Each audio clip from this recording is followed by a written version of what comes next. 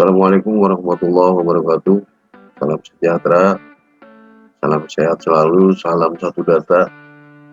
Jumpa lagi dengan saya Jalaluddin Murki untuk tetap senantiasa selalu berbagi agar hidup bisa lebih berarti. Sahabat data, pada kesempatan ini saya akan mencoba membahas tentang bagaimana atau di mana data calon peserta UPK di Dapodik PKBM SKB bisa dilihat. Tema ini sengaja diangkat karena sampai hari ini masih belum seragamnya berkaitan dengan penetapan DNT. Sementara rentang waktu yang sudah ditetapkan berkaitan dengan pelaksanaan UPK sudah semakin dekat. Kita sudah tahu dan sudah sepakat dan sudah diperjelas melalui pos UPK yang dikeluarkan oleh Direktorat PMPK bahwa pada hari ini DNT bukan ditetapkan melalui BioWen, DNT juga tidak ditetapkan melalui biopaket, DNT hanya ditetapkan melalui data Dapodik. Akan tetapi pada kenyataannya masih banyak lembaga PKBM dan masih banyak juga operator-operator dinas di beberapa daerah yang masih kebingungan untuk membuat standar.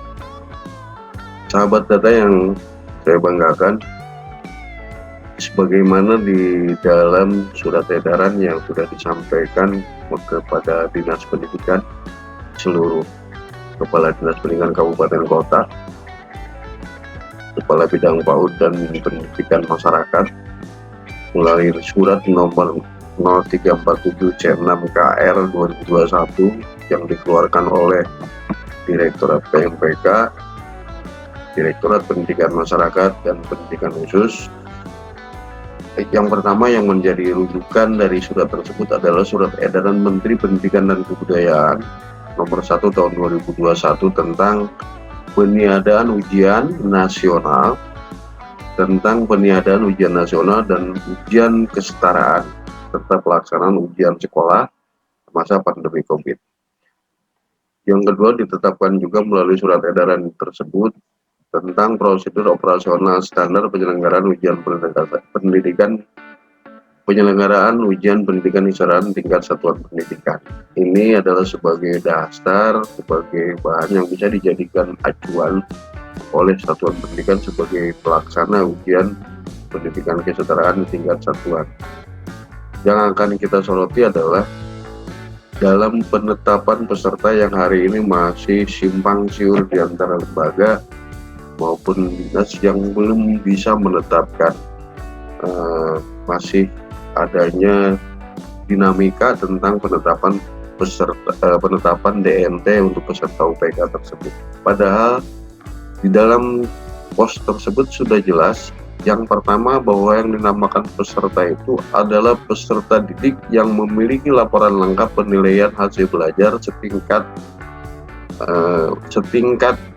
dengan tingkatannya sebagai peserta yang memiliki laporan lengkap penilaian hasil belajar di tingkatnya masing-masing. Sekali lagi, pada di dalam pos ini sudah jelas bahwa persyaratan peserta UPK adalah mereka yang memiliki laporan lengkap penilaian hasil belajarnya di tingkatan masing-masing. Yang kedua, di situ jelas bahwa persyaratan menjadi peserta UPK adalah terdaftar di tingkatannya masing-masing per 30 Desember 2020. Itu sudah jelas di situ. Nah, bagaimana cara melihat itu apabila di Dinas Pendidikan, di operator dinas bagi beberapa wilayah, kalau kebetulan kalau di daerah kami memang tidak ada masalah karena setiap semester ada penarikan data. Sebetulnya yang bisa dijadikan patokan oleh kita adalah peserta yang memang di semester 1-nya sampai itu sudah terbaca Lalu bagaimana cara menetapkannya? Di sini sudah jelas, makanya kenapa di sini per tanggal 30 Desember. Artinya per tanggal 30 Desember itu berarti adalah akhir semester 1. Anak sudah mulai terdaftar dari akhir semester 1. Itu menjadi penetapan yang cukup bijak dan cukup tepat. Sebagai peserta UPK adalah anak yang sudah terdaftar pada akhir semester 1. Jadi di dalam satu tahun itu anak peserta didik tidak menggantung, hanya di satu semester saja. Nah, ini bisa dibuktikan lewat Dapodik. Ini juga bisa dijadikan patokan lewat Dapodik. Bisa kita lihat di sini di dalam nilai rapor. Rekam jejak Dapodik sudah menetapkan bahwa peserta didik yang terdaftar di semester 2 maka jejak digitalnya tidak ada dan tidak bisa diisi untuk rapotnya di semester ganjil. Dan yang paling gampang untuk menetapkan melihat peserta UPK adalah bisa dilihat di sini. Kita contoh untuk kelas akhir tingkatan 2. Tingkatan 2 kelas 6. Ya. Kita buat tambah di sini pengisian rapotnya. Satu saja nilai rapot yang bisa kita enter. Lalu kita simpan. Data peserta didik calon UPK dari masing-masing lembaga sebetulnya bisa dilihat nih, ini bisa dilihat di dalam nilai rapot semester ganjil, nilai rapot tahun 2020-2021 semester ganjil atau selaras dengan Dapodik versi 2020. Kita lihat.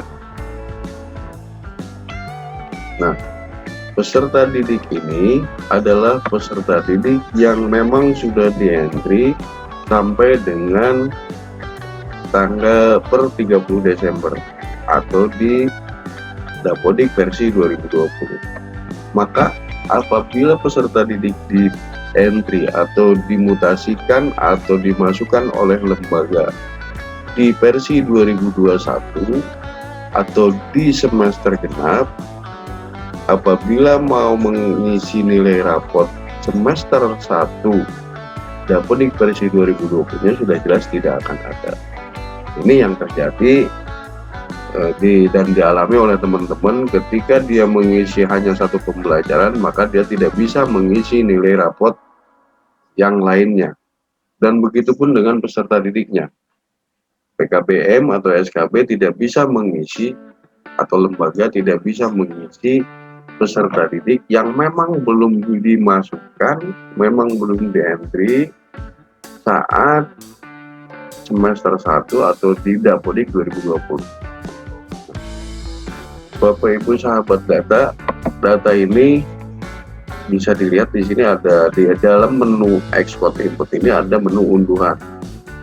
Nah, ketika kita mengunduh, maka data peserta didik ini akan terunduh dan itulah real dari itulah data sementara yang dimiliki oleh lembaga sebagai peserta UPK yang bisa dijadikan dasar untuk pengajuan peserta UPK kepada Dinas Pendidikan. Caranya, setelah kita membuat di sini satu pelajaran saja, satu pembelajaran, kita double klik di sini. Kita ulang caranya. Setelah mengisi di sini tetapkan dulu semester ganjil.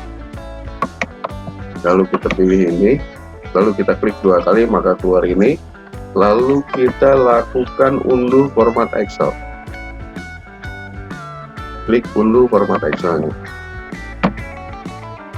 Maka akan terunduh semua siswa yang menjadi DNS yang dapat diajukan sebagai calon peserta ujian pendidikan kesetaraan oleh lembaga.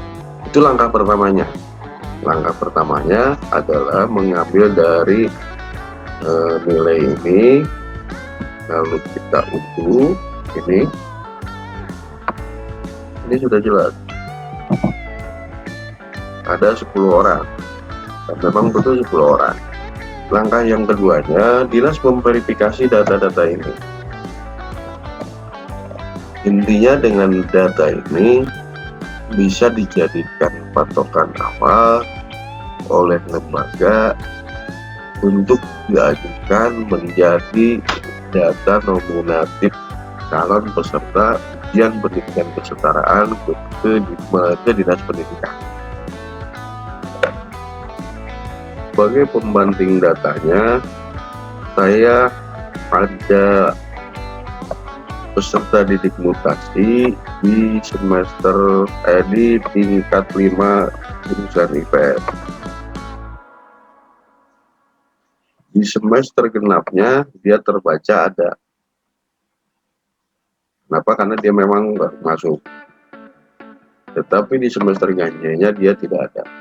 Kenapa? Karena memang pada saat semester ganjil dia belum masuk ke dalam Dapodik. Di versi 2020 dan versi 2021 itu rekam jejak yang jelas yang ada di dalam Dapodik. Saya contohkan ini sebagai pembanding dari tadi.